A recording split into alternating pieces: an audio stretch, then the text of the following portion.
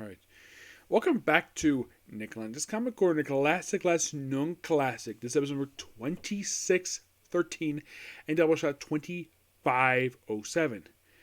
I have two Marvel sci-fi trades, and they're both from some things that are really, really awesome.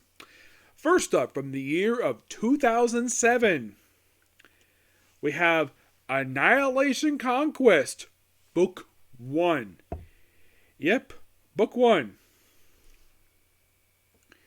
This book collects Annihilation Conquest Prologue, Annihilation Conquest Star-Lord, which is a 4-issue miniseries. There's also Annihilation Conquest Quasar and Annihilation Saga.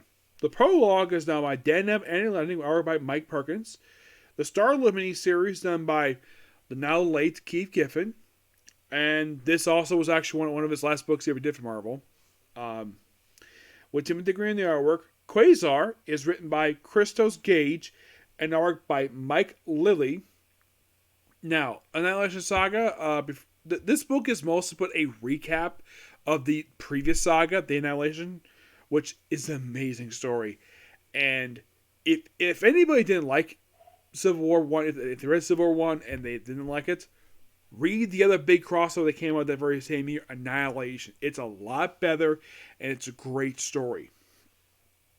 Which has no ongoing series tie into it. It has just the main mini-series and a few mini-series and a couple one-shots, and that's it.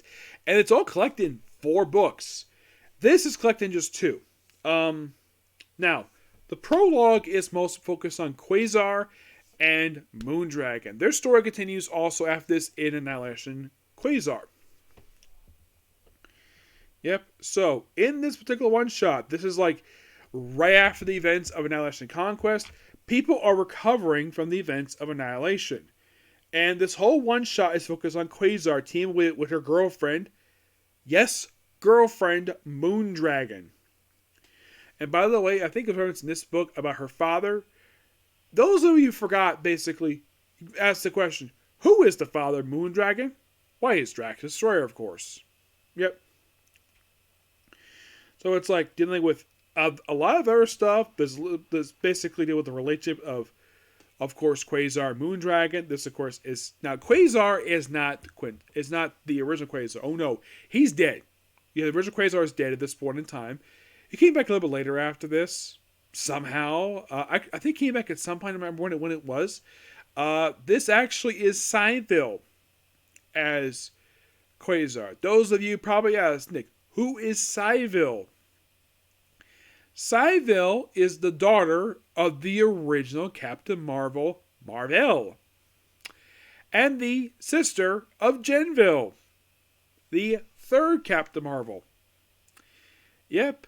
Oh, and also, she has a younger brother. Those who've probably heard of this guy, his name is Hulkling. Yes, here's the thing about Hulkling. Hulkling's mom is the Kree princess. Is basically a princess, while Captain Marvel was she was a Skrull princess. And there's a lot of stuff here related to the Supreme Intelligence here. It's mostly put stuff with Nova in here as well. It's just basically people just recovering, and then we have a scene where you have the Temple of Puma, basically where Quasar is the priest of, and then she with her girlfriend, and of course via Kree Sentry. And Ronan the Accuser's here to, accuse people of stuff. There's a lot of stuff happening here. It's a lot of setup for Annihilation Conquest. Who is main bad guys of it? Well, you'll find in the future about that. But this is just the opening shot of this.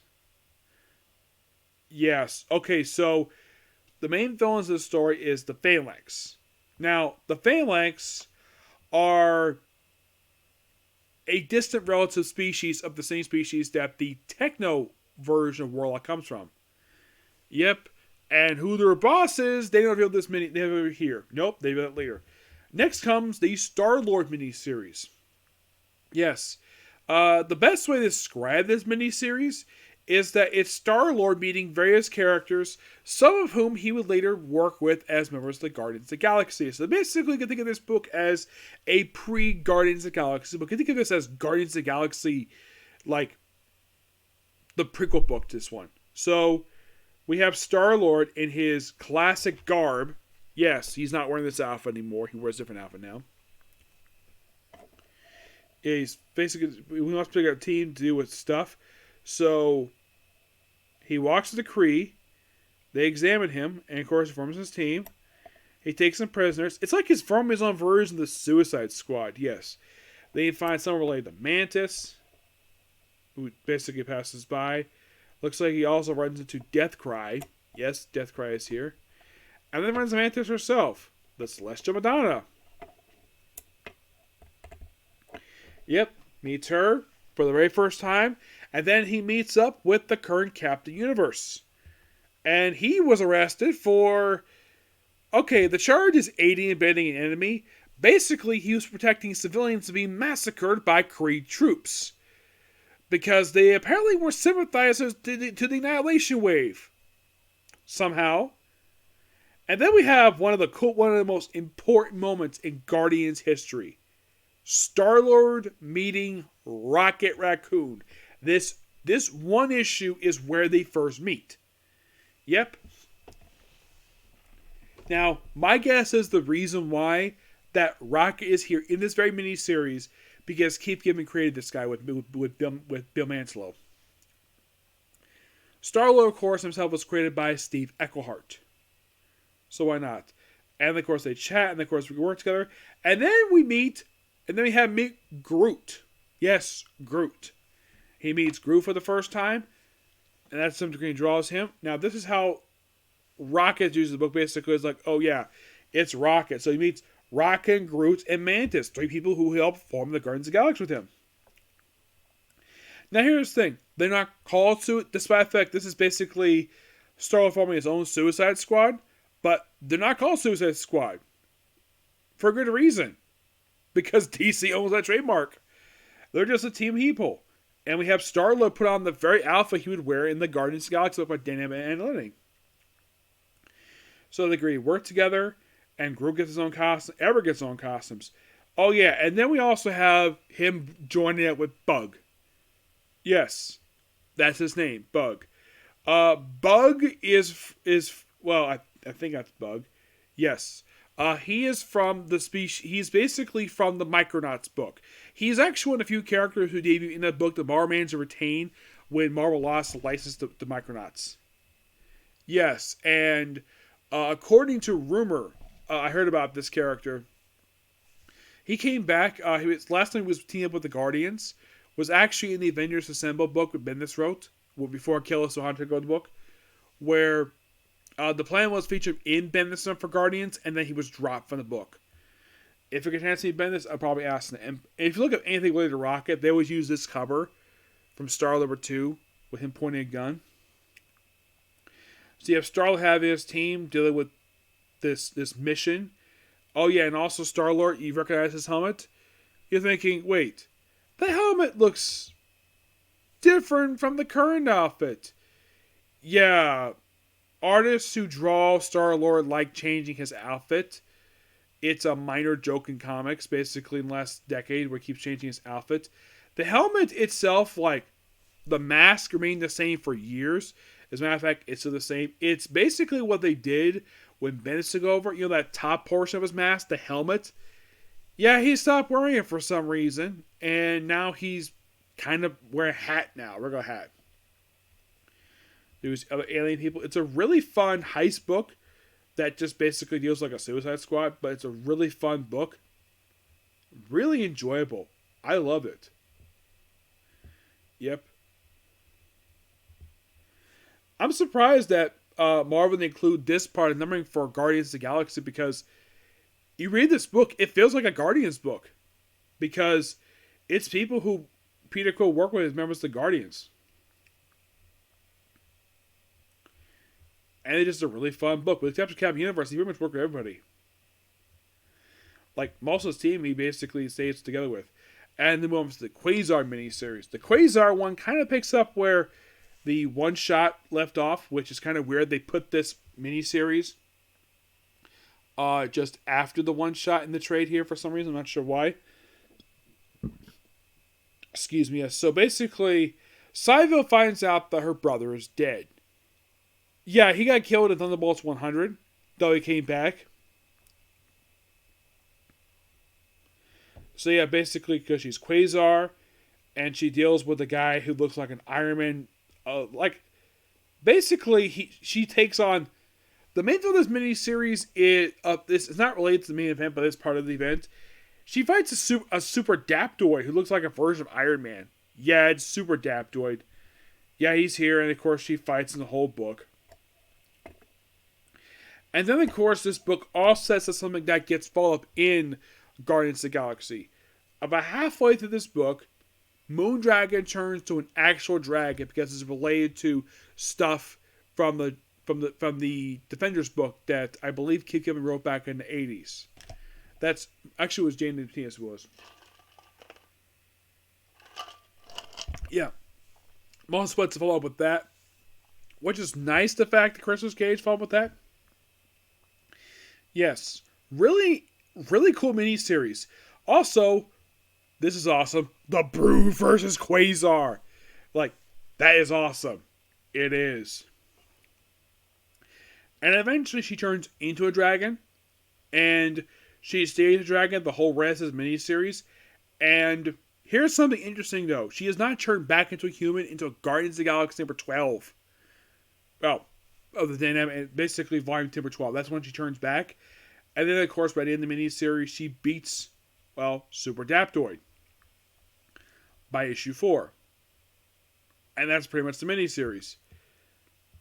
But this book is fantastic. I give this book a 10 out of 10. Next up, here is something of pure awesomeness from the 1970s, written by multiple different writers. We have Killraven Epic Collection, Volume 1, War of the Worlds. I'm also discussing a one-shot that basically follows up with this particular book. Killraven. Yeah, this book is based upon a take, basically concepts from War of the Worlds. The classic H.G. Wells story is adapted multiple times movies. It's like, the concept of this book is, what if the invaders came back from the original story in 2001?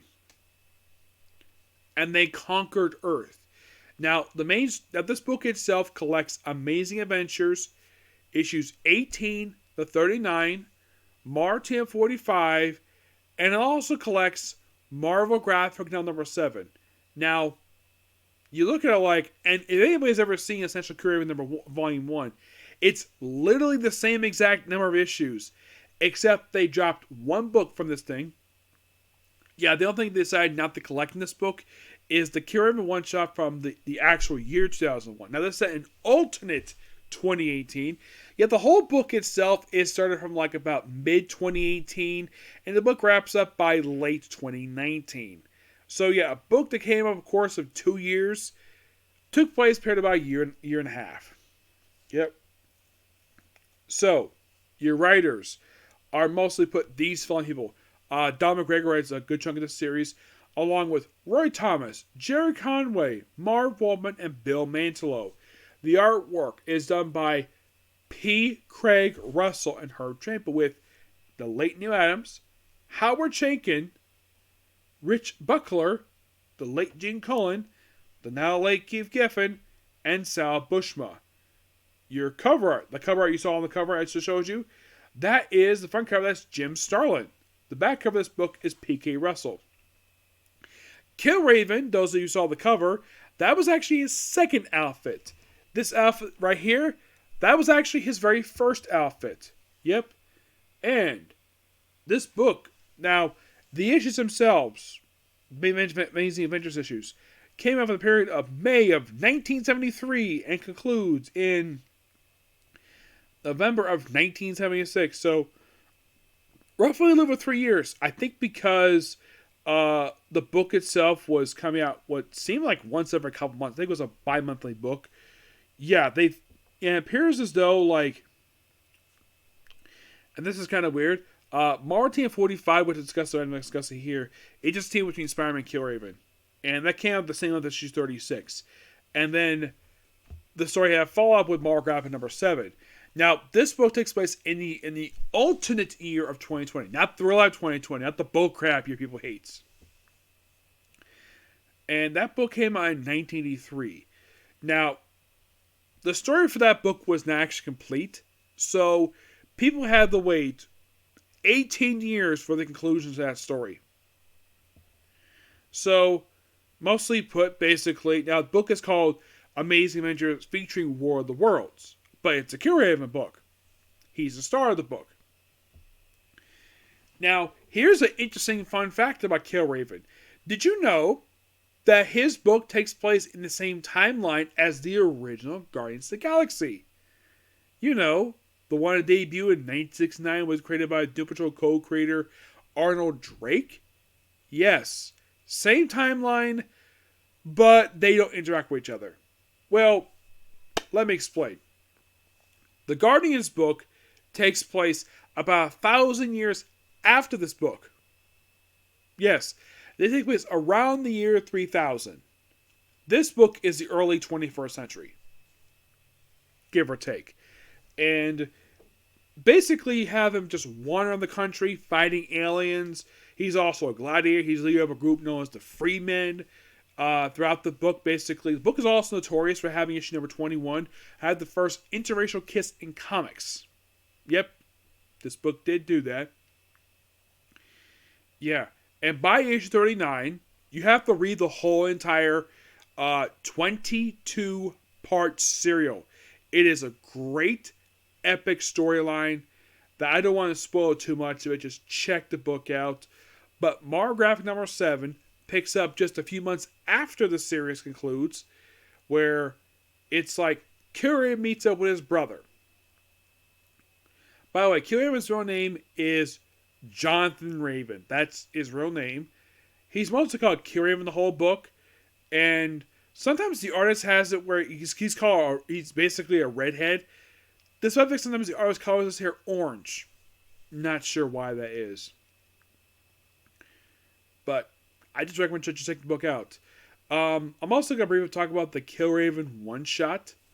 Let me show up the cover here for that one, because it is quite interesting the fact this one-shot. Here's the weird thing about this one-shot. This one-shot was collected in the Essential Killraven Volume 1. But this is the only thing not printed in this trade here. Nope. They do put in here concepts and some ideas they had for the book itself. By the way, fun fact. The writer who had the first book, who came up with this costume, the Killraven wears, that was Marv Wolfman. And here it is. This is the cover for Killraven number 1, which is a slight homage to Army of Darkness. The story for this book, by the way, the book itself came out in 2001. It is written by, it's called Killraven 2020. It is written and illustrated by Joseph Michael Lester. Script assist by Eva Hopkins. Mostly put a Killraven on a run from the trapezoids. That's the thing from the main book itself. And they just randomly come across this tube that has this woman that was supposed to suspend animation for a period of time. And she wakes up and, like, here's the thing. She asks Killraven what year it is. He says it's the year 2020. And she's like, oh no, I slept too long. I'm supposed to wake up in 2001. And he explains in 2001, that's when the Martians came back. It's a really good story. And you think, is this the follow-up to that particular story? Kind of, yes, but the next thing takes place the same year. It probably takes place not long after the whole story. Here's the weird thing about this one shot. Doesn't feature any of his crew.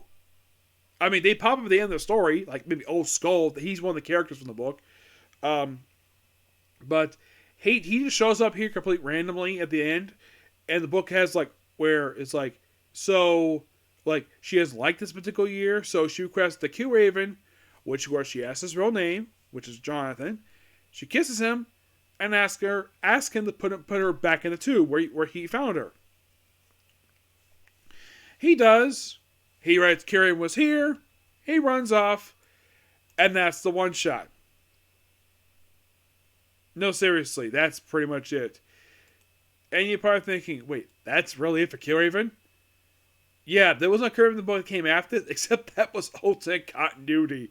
And heck, there was another version of Killraven that takes place who lives in the year, who lives in present day, where he was a protege of Shang-Chi.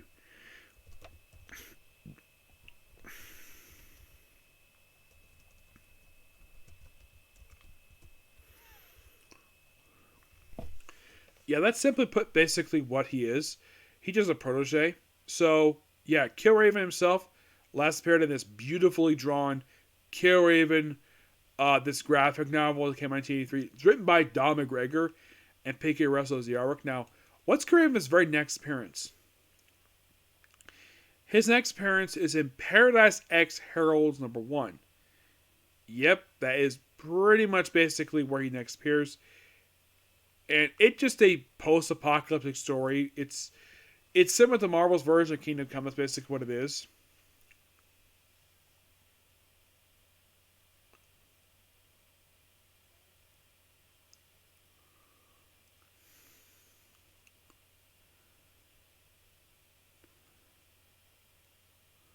So apparently, get this.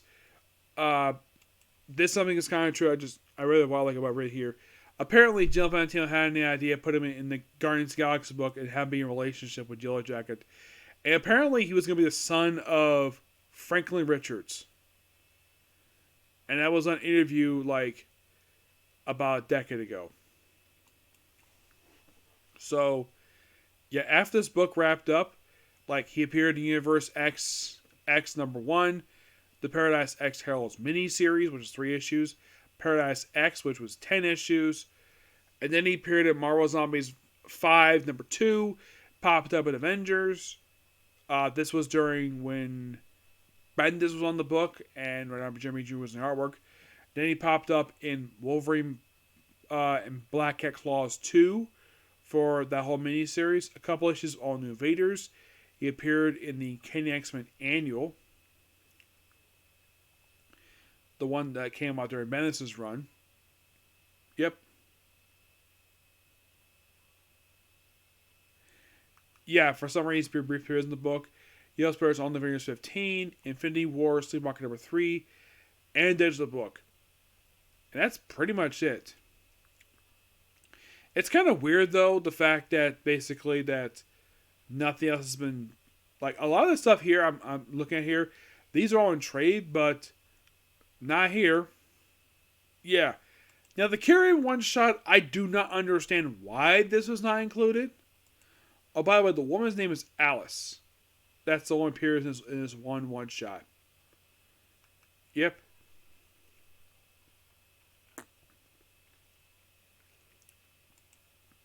Now, the Freemen, Killraven's group, after this story wraps up, they didn't appear as much as Killraven did. They basically, after this one shot, they appeared in, of course, Marvel Zombies 5 #2, the Claws 2 miniseries, All Invaders #12, Infinity Sleepwalker, and that was pretty much it. Yeah. They may have been... Oh, they're just a cameo. Yeah, they appeared just for cameo, but... Yeah. But I would definitely recommend checking out this book. Yeah. I would definitely check this book out because this book is just absolutely amazing. Yeah. Killraven is definitely a character who... I mean, could you possibly see him be adapted for a movie? Possibly yes. But it's done in similar style. When you read the book, it's similar in vein to that of Planet of the Apes. That's what the book reads like to me. People look at it nowadays, people might see it as a Planet of the Apes ripoff. You could say it kind of is, but not really because aliens are involved. But I'm going to give the Epic Collection 10 out of 10. It was really good. I'm also going to give this one shot 10 out of 10. It's just that you're like, really? This is the follow up to Mark Arc number 7? Yes. It's almost like there was a whole much more story told with this character and nothing else come of it. Now, have I reviewed everything for this character? Like, no. No, I have. I have all new Vaders. I have, I don't remember, I barely remember him being there. So, the ones featuring this very character. Well, what is left for him? Universe X, Paradise X Herald, the Paradise X book, Clause 2, and Infinity War Sleepwalker, and that's pretty much it. Just a few series. Yeah. I'm not sure why he appears in Paradise X4. It's weird. Yeah, it's baffling why he appears here for, but he does. Yeah. But yeah, that's pretty much it for particular review. Please be sure to like, comment, and subscribe to my YouTube channel, and turn on notifications. And also, please do not hit that dislike button. So next up, one more Comic Corner, and that'll be it for tonight. Okay, next video. Bye.